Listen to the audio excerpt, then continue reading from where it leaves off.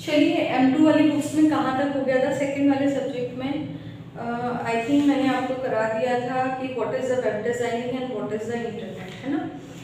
आज हेडिंग डाल लीजिएगा history of internet, history of internet. देखिए इंटरनेट कहाँ से आया, कहते हैं इंटरनेट सबसे पहले जो आया था ARPANET के रूप में आया था। सबसे पहले इंटरनेट ARPANET के रूप में आया था। एडवांस रिसर्च एक एजेंसी हुआ करती थी, है ना, advance research project agency network, project agency network, correct. ये advance research project agency network, इनकी ARPANET एक ऐसी एजेंसी हुआ करती थी जो क्या करती थी, इंटरनेट की सुविधा प्रोवाइड कराती थी। लेकिन उस समय इंटरनेट बड़ी बड़ी यूनिवर्सिटीज, रिसर्च सेंटर जहाँ पे रिसर्च की जाती है वहाँ पे अवेलेबल हुआ करता था साइंटिस्ट के पर्पस के लिए, ठीक है। उसके बाद क्या हुआ कि अब देखिए क्या है, इन द बिगिन ऑफ 1970 1980 1970 से 1980 के बीच में सबसे पहले internet was we know it today began as ARPANET। ARPANET के नाम से एक सर्विस आई जिसका नाम दिया गया इंटरनेट 1970 से 80 के बीच में, ठीक। इस ARPANET का फुल फॉर्म क्या है, आप फुल फॉर्म नोट कर लीजिएगा, advance research project agency network. कई बार फुल फॉर्म पूछी जा सकती है इसकी। Build by division of department of defence, ज़्यादातर ये क्या हो रहा था, जो डिफेंस डिपार्टमेंट है आपके, रक्षा मंत्रालय है, जहाँ पर बड़ी बड़ी रिसर्च की जाती है, बड़े बड़े वैज्ञानिक काम करते हैं, बड़ी बड़ी यूनिवर्सिटीज़ होती हैं, ठीक है, वहाँ पर इंटरनेट इस्तेमाल किया जाता था। Many local area network connected to internet, जो लोकल एरियाज थे वो TCP/IP प्रोटोकॉल का इस्तेमाल करके जो लोकल नेटवर्क थे वो इसी से कनेक्ट होते थे, ARPANET से, है ना। जो लोकल एरियाज नेटवर्क होते थे ये सब क्या थे, लोकल एरियाज नेटवर्क थे, ये सब लोकल एरियाज, ये सब इसी से कनेक्ट थे, ARPANET से कनेक्ट होते थे। TCP क्या होता है, ट्रांसमिशन कंट्रोल प्रोटोकॉल। IP मैंने कल बताया था आपको, TCP/IP एक सूट होता है किसी भी फाइल को इंटरनेट पर एक जगह से दूसरी जगह भेजने के लिए। सबसे पहले TCP/IP प्रोटोकॉल काम करता है जो कि पैकेट्स में तोड़ता है इंफॉर्मेशन, ठीक है। तो वही बात ये कह रहा है कि TCP/IP जो प्रोटोकॉल है वॉज डेवलप, वो 1974 में डेवलप की गई थी।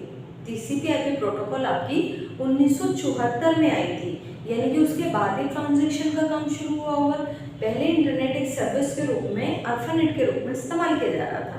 The ARPANET was shut down, ARPANEट को शट डाउन यानी कि बंद कर दिया गया 1990 के आसपास, due to the newer network technology and the need for greater bandwidth of the backbone.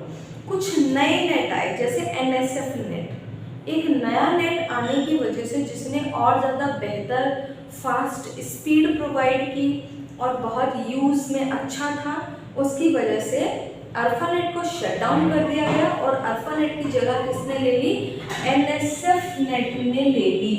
किसने ले ली, NSF नेट ने ले ली ARPANET की जगह।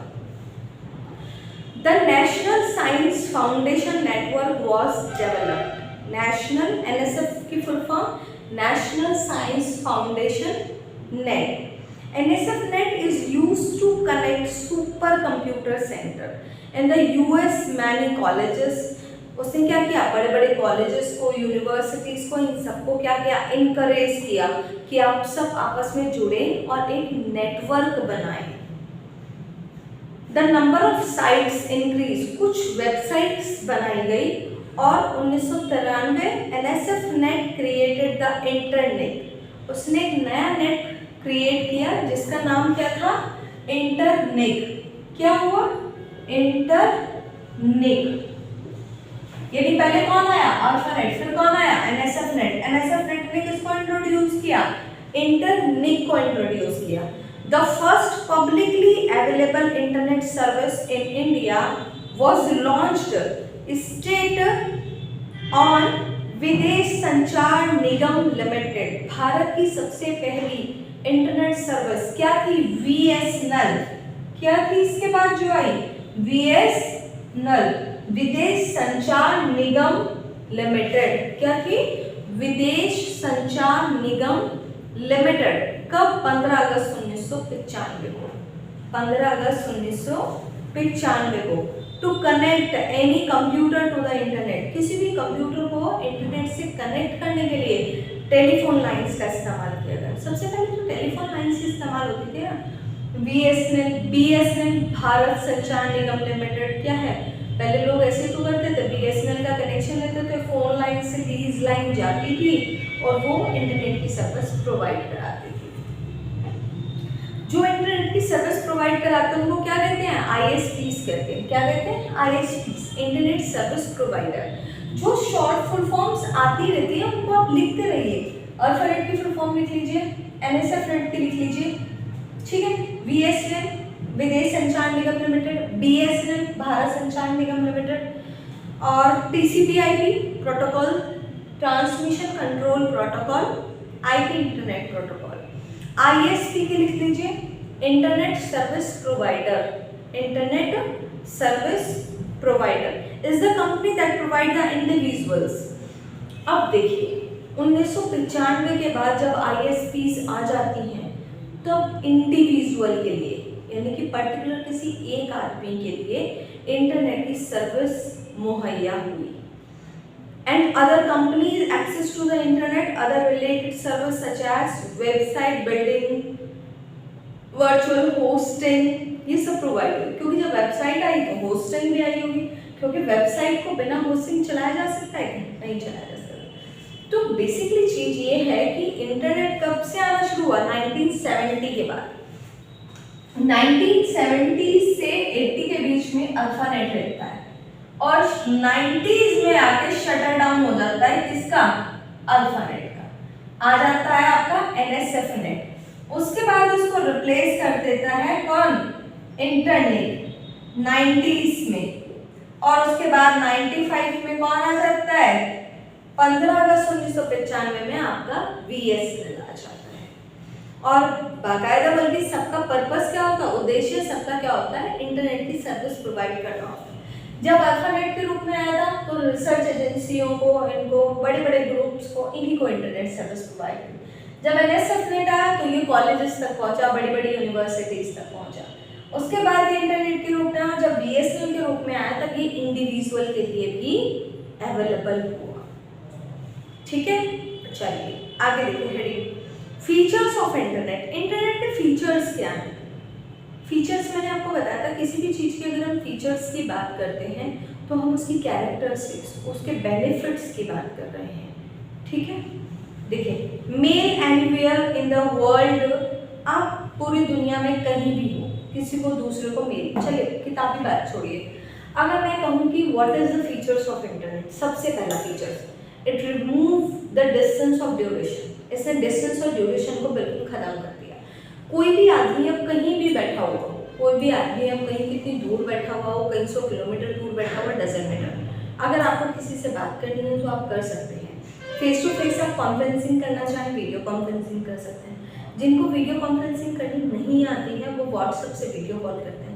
आज की तारीख में कोई ऐसा इंसान बचा होगा जो दिन में एक बार वीडियो कॉल ना करता हो, अपने फ्रेंड को, कलीग्स को, अपने रिलेटिव्स को, जिससे बात करनी होती है। पहले क्या होता था, लैपटॉप पे एक सॉफ्टवेयर डाउनलोड कीजिए सिस्टम पर, फिर स्काइप जैसे सॉफ्टवेयर डाउनलोड कीजिए, फिर सामने वाले को एक सिग्नल भेजिए, उसके बाद वो वीडियो कॉन्फ्रेंसिंग पे आते थे। और वीडियो कॉन्फ्रेंसिंग पे बात करना सामने बैठ के बहुत बड़ी बात हुआ करती थी। किसी के परिवार में कोई दूर विदेश में है तो ये होता था, हाँ भाई संडे को हम उससे बात करेंगे, आज वीडियो कॉल पे बात होगी, तो वो बहुत बड़ी बात होती है। लेकिन आज की तारीख में नहीं है। आज तो जब बैठो, अगर हम मार्केट में शॉपिंग करने भी जाते हैं और किसी को कोई चीज़ समझ नहीं आती तो छट वीडियो कॉल मिला, लो भाई देखो, पसंद करो, ठीक है ना।